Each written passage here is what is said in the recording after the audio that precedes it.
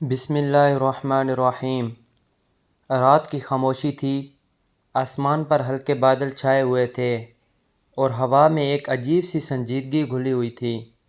ایک چھوٹے سے کچے مکان میں ایک شخص اپنے گھر والوں کے ساتھ بیٹھا تھا۔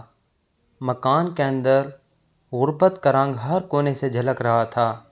نہ فرنیچر، نہ قیمتی چیزیں، بس ایک پرانی چٹائی اور چند برتن۔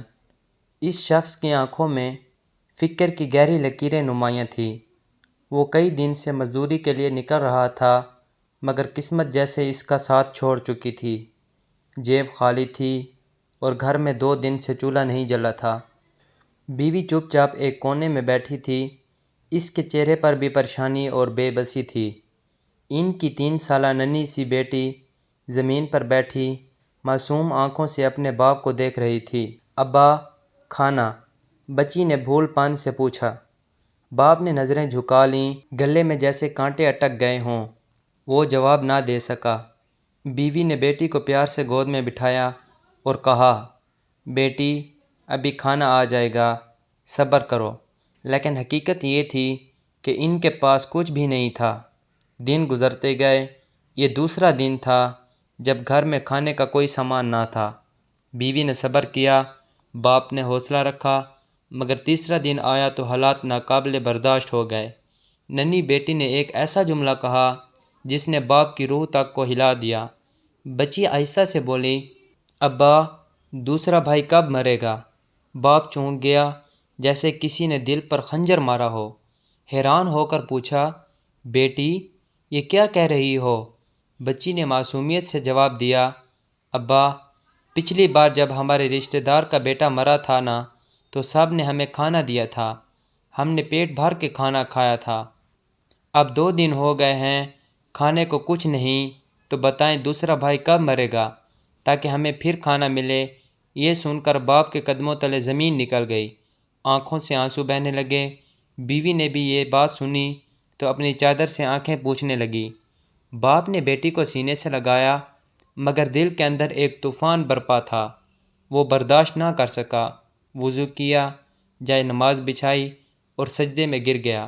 آنکھوں سے آنسوں کی جھڑی لگ گئی، دل سے فریاد نکلی، یا اللہ، میں تیری ہر حالت پر راضی ہوں، چاہے بھوک دے یا سکون، غربت دے یا خوشحالی، میں تجھ سے شکوہ نہیں کروں گا، مگر اے پروردگار، یہ آزمائش میری معصوم بیٹی پر نہ ڈال، اس کے کلیجے پر بھوک کا بوجھ نہ رکھ۔ اس کی ہچکیوں کی آواز پورے کمرے میں گونج رہی تھی۔ بیوی بھی رونے لگی۔ بچی حیران تھی کہ ابا کیوں رو رہا ہے۔ اچانک دروازے پر زور زور سے دستک ہونے لگی۔ باپ چونکا، بیٹی دوڑ کر بولی، ابا، کوئی آیا ہے۔ باپ کے ہاتھ کانپنے لگے، دل میں ایک عجیب سا احساس جاگا۔ آہستہ آہستہ اٹھا اور دروازہ کھولا۔ سامنے ایک بوڑھا شخص کھڑا تھا، چہرے پر نورانی تاثر، ہاتھ میں ایک بڑا تھیلا۔ بوڑھے نے کہا، بیٹا، کل رات میں نے خواب میں دیکھا کہ کوئی مجھے کہہ رہا ہے فلاں کے گھر جاؤ اور یہ سامان دو، ورنہ قیامت کے دن تم سے سوال ہوگا۔ یہ سامان لو، یہ اللہ کی امانت ہے۔ باپ کی آنکھوں سے بے اختیار آنسو نکل آئے۔ وہ بوڑھے کے قدموں میں گر گیا اور روتے ہوئے کہنے لگا، چاچا، آپ کو نہیں معلوم، آپ اللہ کی رحمت بن کر آئے ہیں۔